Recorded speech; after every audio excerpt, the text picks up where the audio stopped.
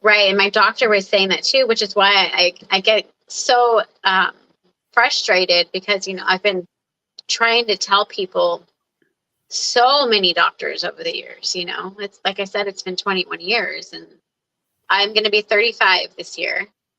I felt like a lot of my life I have not got to do what I wanted to do because it's always been this way. And, you know, even before that, I was born a preemie. So my beginning of my life was very difficult. You know, I was kind of in and out of the hospital back then. And then I got meningitis at 5. So that's my first spinal tap, you know, and then, you know, I just have had a lot going on. So I feel like if more people would push to advocate, you know, not hope the doctor is going to say, hey, we're going to give you a scan, or hey, we're going to do this, but do the research yourself too, because that's kind of how I got them to give me my MRI. You know, I had to type up my symptoms and like physically make them take it and look at it, because me telling them over and over, it wasn't like getting in there to explain to them, like, these are happening. It's not sometimes, it's every single day. And I cannot function, cannot mom, I cannot wife, I cannot rescue. And, you know, that's another thing that sucks for me too, is I want to be in rescue again. And it's really difficult to foster or, you know, help do any kind of transport or anything when you don't know if you're going to even be able to get out of bed tomorrow, you know? Yeah. So it's rough. Yeah, it's hard to plan. I can't. And I feel so guilty a lot, you know, trying to make plans, or my kids want to make plans. And I mean, there's a lot of times where I have suffered through for the sake of other people. But I feel like there's only one childhood for them, you know, so I don't want to miss it all for the sake of myself. But at the same time, I'm like, I want them to know that I am truly trying, you know. But it's hard. It's really hard. And I think that, you know, especially moms who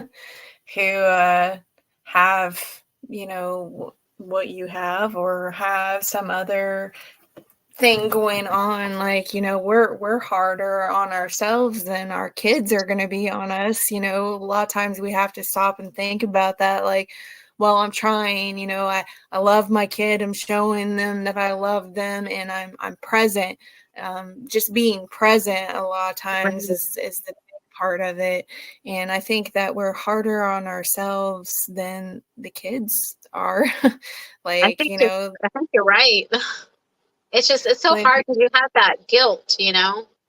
Yeah, and I understand that. I get that. Like, I have that too with my daughter. My daughter's a NICU baby. She was in the NICU. She had lung surgeries. She has a slew of things going on with her. She had seizures when she was younger. She's doing really well now. She's 13. But, you know, like, I think the important part is just being present there for them and just doing what you can. Like, you may not be able to accomplish everything, but they'll look back on it and they'll remember, hey, my mom was there. She was trying to do this, and she had a headache. You know, like, I think it's important to just be present. And that's, you know,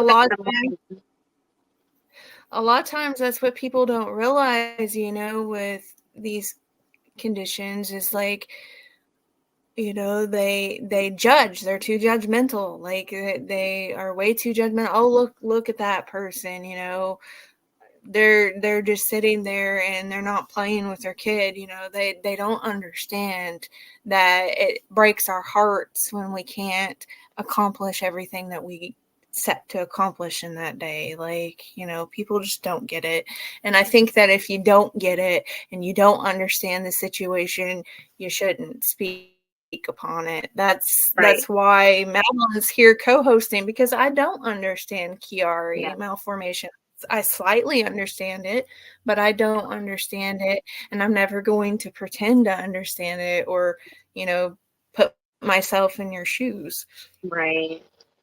And I think the hardest for me is the people that it's almost like, excuse me, some of the people that personally can be the most judgmental.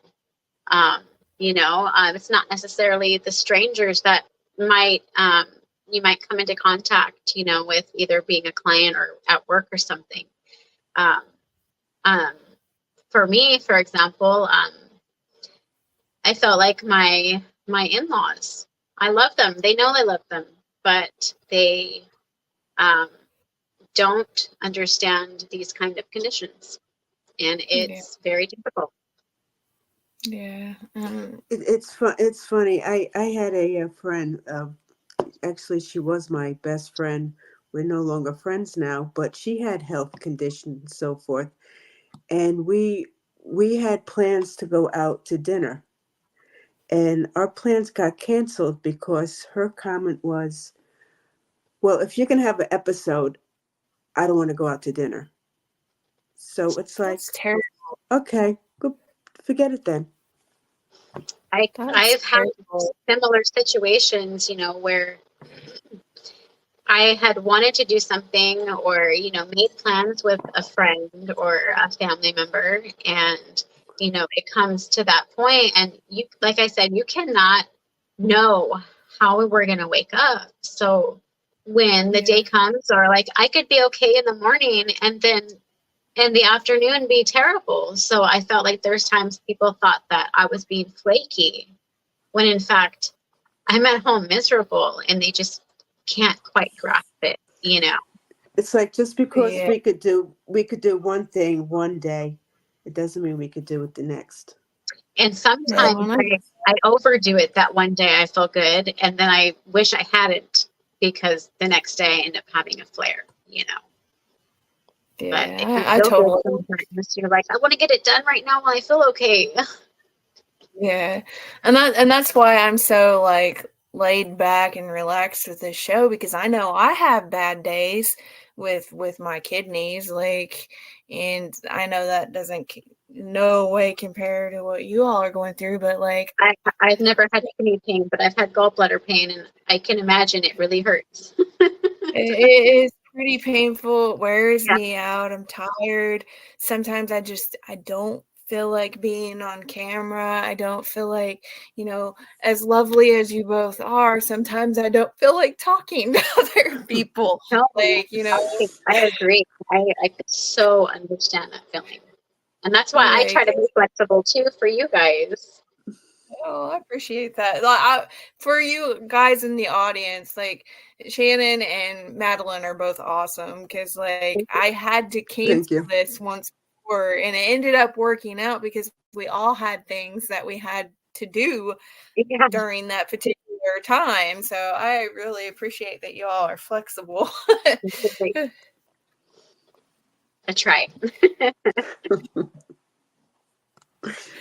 I just that thing about your friend Madeline, that just makes me sick. Like, people not understanding. You'd think that a friend could understand that. Like, if they're any kind of friend, that they would have your back, they would understand that. Like, that bothers me. I'm done. Don't let it bother, because you know what,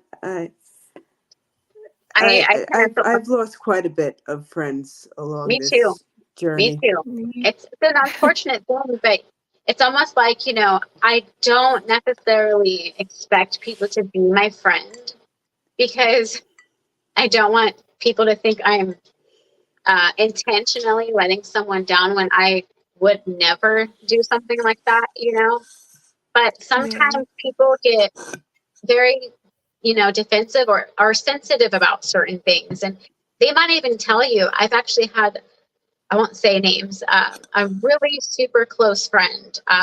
Like, I loved her, and because of everything that was going on for me, one day I saw like your recommended friends or people you should friend or whatever, and she was on there, and I was like, when did she unfriend me? And then I go to talk to her and just ghosted. Didn't even give me a reason for, not wanting to talk to me. But I can almost guarantee it's because I've had to reschedule or I've had to cancel, and she just seemed like so mad at me about it. It was kind of out of my control. Yeah. I had a friend that he would constantly criticize me of this and of certain things, and it would literally drive him nuts. And I had an appointment to see a neurosurgeon up in Yale, New Haven, which is an hour away. So he had to take me. So I had him come in to the room with the doctor, with the neurosurgeon with me. And he had questions for the neurosurgeon. And let me tell you something. That neurosurgeon set him straight. Good. After that, he did not criticize anything. Good. And one thing that I can no longer do, which I used to, I can no longer multitask, and I can't multitask when I'm driving. Now, when I'm driving, don't talk to me. Don't ask me a freaking question unless you want to get into an accident, because I can't drive and listen to what you're saying. And I have this one friend that, I take her shopping because she can't go on the highway. She's an older person. And she's like, are you listening? Did you hear what I just said? It's like, do you want to crash? Right. It's like tunnel vision. I don't, and even when I'm not even doing, I have days, even when I'm not even doing something, you don't ask me questions, because I don't have any answers. Even if you ask me like a simple question, what is 1 + 1? There are times where my mind, I get a little disoriented at many times and confused, that I don't know what you're asking of me. Right. Even if it's a simple question, I don't know what you're asking. I so And understand. and that's something that people don't get. Even if it's a simple question, do you like the color Brain red? fog is really hard. Yeah. I have to do homework with my kids, and I feel incredibly stupid sometimes because something simple, like you said 1 + 1, doesn't end up being 2 for me at that moment, or I can't comprehend the question on my 16-year-old's homework, or even my 12-year-old's homework, and it makes me mad, and frustrated, because I know I'm smart, and I've been to college, and I'm just like, I want to help my kids with their stuff, but it's just, I feel disoriented a lot of times, almost like dreamy in a sense. And that's kind of scary. Yeah. Mhm. Yeah. Yeah. Almost like when someone hasn't had much sleep. I don't know if you've ever had like sleep deprivation, but With sleep. yes, right, exactly. And in order for, I have to take medication just in order for me to do that, because if I don't, I'm up in pain. And then Yeah. when that happens, for some reason, when I don't get enough sleep, then my eyes are completely blurry for the whole day, and like I can't do anything. I got a So question. I got a question for you. Can you sleep in a bed? Can you lie down in a bed? I have a Tempur-Pedic, which sits up. So I used to have a Tempur-Pedic. that helps for me. But I'm just finding out that I also have sleep apnea. So they want to sleep a certain way, and number one, you can't sleep on your back. I can't sleep on my back. No. I've always had to sleep on my side, because number one, I can't put any pressure. Like the pillows always seem so hard. For those of you out there, if you're wanting to try Squishmallows, those are the one thing that I've actually found in a Chiari group. My kids have them, so I use them, and it is one of the things that actually they don't press back against the back of my head or the side of my head. And it's what I take everywhere with me. Like even in the car, if I have a long drive, I'll have a Squishmallow. And that might sound crazy to some of you guys. I never heard of that. Can I go grab one real quick? Would that be all right?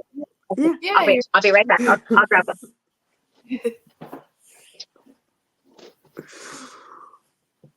We should play the Jeopardy theme song. Do do do do. At least she has a really pretty background, so y'all get to enjoy the background. Not me. I have all these pictures hanging up. Well, if I open up the doors, you can see the birds, but then they'll start screaming. I had to put them in the dark because we used to do they could hear. They could hear the talking. If I don't put them in the dark, if they can see, they'll hear the talking, and then they'll want to chime in. Okay, so there's a size in between these two, but I only have two sizes, so I'll show you. This is a Squishmallow. It's like a soft, marshy, mellowy, like I've never felt anything so soft in my entire life. That's my daughter's. This is my little one. He goes with me everywhere. He's like a little dragon, but I'm telling you, Squishmallows. Look them up, and you can even Google Chiari and Squishmallows, and you'll have people in forums telling you that this is one of the things that they use. I have 12 pillows on my bed. I used to have to switch them every single day because I can't use the same pillow each day. It's like I have to have a different one. And these ones, they make me feel like I'm actually going to try and sleep without it pushing back, you know. So if you ever decide to try them out, I know that they could be kind of funny looking, but I love them. They definitely are one of my absolute favorites. I haven't slept in the bed in 9 years. I sleep in a recliner sitting up. I wish I had one. I can't, I can't use like you have the Tempur-Pedic beds that go up. I have my mom's and my grandmother's hospital bed upstairs. I can't even use that. I have to I need the arms rest because I can't turn over. And Yeah. there are times where I have to wear a neck collar. Yeah, I actually have one. It also is a heat, or you could put it in the freezer and use it for either one. Like you can stick it in the microwave and then you put it in to like a sleeve, and so it could be cold or hot, but also like I've had one of those. I gave it away. It was too heavy on my neck. Yeah, I use the regular cervical collars. Do those help you when like if you're in a car ride? There's times I'm in a car ride for a long time and I need something like that, I think. You know what I use for a car ride? Because sometimes, I find myself at night sometimes like it's yeah. But I take a towel and I just take a towel and I just hold it. Yeah. Sometimes when I'm riding with somebody in the car, and I just hold the towel, and you're just holding it, and it just helps my shoulders and everything. It works. Yeah. Yeah, I've had to do that. And they sent me to physical therapy for 17 weeks. And it was like torture. Even though I told them that it was hurting, it was causing me to have headaches. They used, I don't know if you guys know what traction is. Yeah. Where they put it on your neck and like pull, That's a big no. That's a big no. Right. And they didn't know at the time. Believe it or not, and a lot of I got a lot of negativity when I was in the group, the Chiari groups, but it was a chiropractor that almost killed me. Yeah, no, but I'm not allowed to go to one either because I have but scoliosis. it was a chiropractor that diagnosed me, and it's a good thing my old chiropractor had to retire because he had to have shoulder surgery, because I found this new guy in town, and the first time he did a complete exam, but he never cracked me. He never Yeah, twisted my neck. He does the traction on me gently, but he does it manually with his hands and very gently, yeah, and that does help. But having yeah, having somebody use that tracting, because he could, him using his own hands very gently, he can control the pressure. right. Yeah, I wasn't ever allowed to go to one because I was diagnosed with scoliosis at 13. Okay. So they always told me basically not to have my back adjusted or anything because it could mess up your spine and cause paralysis and stuff like that. So Yeah. if I didn't have scoliosis, I have friends that swear by chiropractors. I have a friend who is a chiropractor, and I'm so afraid to go, because of that. So I just stay away. Um, that's something I was gonna say too, is like this, doesn't matter what age you are, it does not discriminate against anybody at any age. Like that's Right. something that people need to understand as well, is, anybody at any age could have this. Or And get it. like you said, it's hard to diagnose. Like my husband's going through something right now. Like he gets headaches every single day, and he's had headaches for years and years and years. And they said, well, if we don't find anything on the MRI, more than likely is fibromyalgia, and it's terrible. Like he's Yeah. going through headaches every day. Right. That actually is the same thing I told a good friend of mine, her son. I think he just turned 10. But he's actually had diagnosis since he was 6 for migraines. And I told her when I found out back in March to push to get him an MRI because if he does have it, now would be the best time to start managing it, not waiting until they're older. Yeah. Because I think for me, if I would have known back then what I know now, there was a lot of sports, a lot of dangerous things that I did that could have absolutely had detrimental consequences. I mean, I used to do barrel racing, you Yeah. know. Um, if I would have known, I wouldn't have been able to do those kind of things. Six Flags, Disneyland, Universal Studios, they say that you're not supposed to go on those kind of roller coasters. And, I didn't know that because my neck hurt, I was a kid. I didn't know. And because they didn't know what they know now, they couldn't diagnose me or, I didn't go to the right doctor or whatever the case may be. So, that's scary, all the things that I shouldn't have done that I did, and it could have made it worse. Yeah. And like none of us are professional medical, we're not Right, doctors, but like definitely get a second, third, fourth opinion, right, like however many opinions you need to get until you get to the bottom of things. Like right, it's important. And it's important to find a doctor that you're comfortable with, that's easy to talk to, be like, hey, this is what's going on and you need to listen, and can we do this? Like if right, you find a doctor that's willing to work with you and like,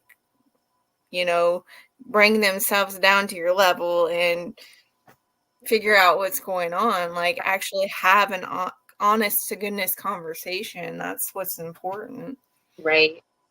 Shannon, Exactly. what are you doing now for your symptoms, or do you see a So neurologist regularly? I I get injections monthly for migraines. It's called Emgality, and I have it every 28 to 30 days. It's not something a lot of people can even get approved. It's basically the last form of migraine medicine. And I can say that it has helped with my migraines, which they do think I have migraines plus other things along with my Chiari, because I used to have about 22 migraines a month before I got my Emgality. And that's most of the month. And when I say migraine, I mean like you have to be in the darkness, no one talk, or everybody stay out of my room kind of thing, because I don't want to barf, Yes. And since then, I only have a few a month of those kinds, where they last a few days at a time, and I have like a migraine type hangover, so to speak. But I also take daily nortriptyline, which is supposed to help my nerves and my neck, which is the most painful for me. Like I said, from the base of my skull all the way, my spine hurts and burns until the middle of my my shoulder blades. So my next MRI, they're supposed to do a cervical spine, a full spine, one that's called like a scene MRI. Yes, that's an important one. And then something else I cannot think of off the top of my head. I have a neurologist appointment that I see July 16th. I have a neuroscience specialist that I see on July 1st. And then I can't remember the date right now, but they just scheduled me for UC San Francisco. I got a question. Can you lie flat on your back? Not without pain. When I did my MRI, I thought I was going to have to stop because I felt like my head was in a vice, like a literal vice. And when I lay on my back, it feels like it gets extremely hot back here, and it almost bulges. I don't know how to explain that to you guys.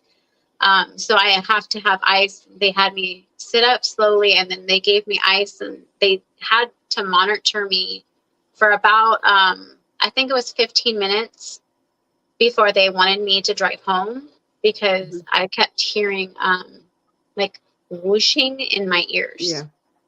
So, You do know that they have a stand-up MRI. You just can't get the scene study from it. Oh, okay. Well, maybe if they do the other ones. I did not know that. Because a stand-up MRI is you're just basically sitting in a chair. Okay. And that would be easier for sure. It's not as clear, but depending on what they're looking at, right?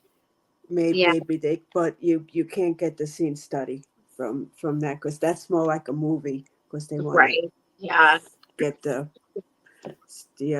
fluid flow. Right, and that's what they want. They want to find out how much is blocking. They were saying that because I just got the images and a CD so that my mom can see, because she's a registered nurse and stuff too. So she was reading it as well, and then we posted it in a few places that she knows, and that's when they were saying that we definitely need to have more than one opinion. So I'll be seeing 3, but they're all specialists. The neurosurgeon that I was sent to, that is like high rated, he actually sent me to somebody else that works with it more on a daily type of basis. So I'll be seeing those 2, I believe July and August, hopefully sooner. They said if there's cancellations, they'll let me know. My mom, she works from home, and my sister also works from home. So they both said that they could drive me to San Francisco for my appointments if necessary, which is a huge help, because there would be just no way. Number one, nerves going to these appointments are, I mean, it's extremely emotional just to be at the appointments, let alone having to drive 3.5 hours to your appointments and then back if you had to do it alone. So she said that she'll help me with that. Well, that's good that you'll have somebody there supporting you. Yeah. And she's been a nurse, an RN since I was 11, and she just did her master's and stuff. So she's up to date on a lot of things. So I really trust her opinion. That's good. for a lot of these kind of things. Yeah.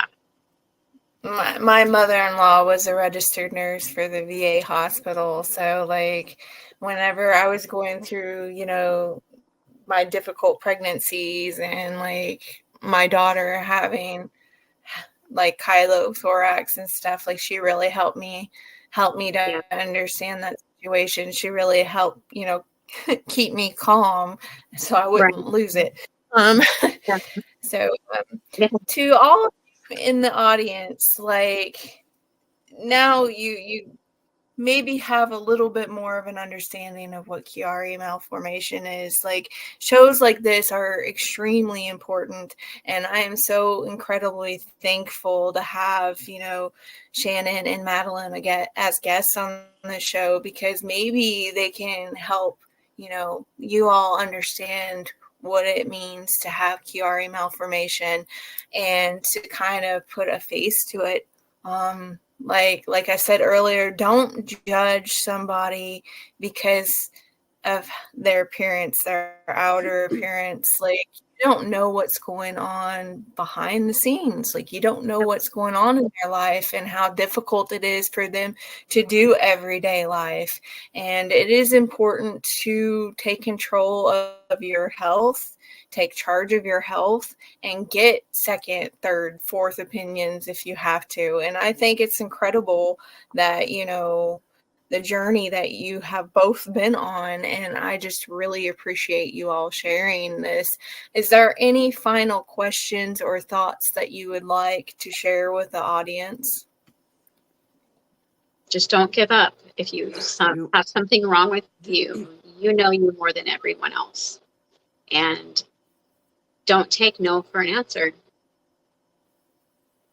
Exactly. Madeline, would you like to say anything before we close out the program? Basically, yeah, just you got to be your own advocate for yourself. Okay. And a lot of times people like Shanna had problems with the insurance companies. You know what? We pay into the insurance companies, fight for what we pay for. Absolutely. Yeah, exactly. Well, to my audience, if you have any questions, this is not live. It says live, but it's pre-recorded. It's the magic of, the movies and technology. But we will try to come back to the comments and answer your questions best we can. I will also put a link to those Squishmallows in the show description, and the book that Madeline had shared, and any links that you all want me to put in there, I'm more than willing to just send it to the chat. Yeah, I was gonna say, put that video I sent you with Josh Play. Definitely. Put that, because that pretty much is straightforward. For sure. Most definitely. And I'll put the link to the other episode of The Warrior Within that Madeline talked about Chiari malformation. I appreciate you both being here so much. Thank you for sharing your journeys with us. It's very important. I have nothing but respect for both of you. My heart goes out for both of you. I wouldn't even want to imagine going through this, and just thank you for sharing your journey. To the audience, thank you for tuning in, for watching and supporting this program. I don't ever expect tips or anything, but I will put my link down below, or if Madeline or Shannon has a link for any organizations they want donations to or anything, I will put that down below. And I appreciate all of you. I appreciate my guests. I appreciate the audience. And until next time, love, hugs, and blessings.